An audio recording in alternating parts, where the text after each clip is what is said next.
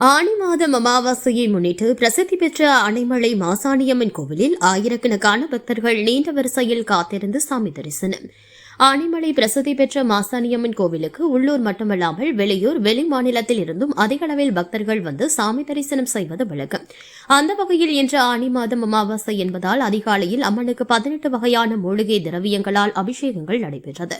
பக்தர்கள் அதிக அளவில் வருகை புரிந்து கொடிமரம் அருகே தங்கள் வேண்டுதலை நிறைவேற்றும் விதமாக தீபங்கள் ஏற்றி வழிபாடு செய்தும் தங்கள் குறைகளை நிவர்த்தி செய்ய வேண்டி பில்லி சூனியம் போன்றவற்றில் இருந்து விடுபட வேண்டி தேவதை கல்லில் மிளகாய் அரைத்து பூசி வழிபாடு செய்தனர்.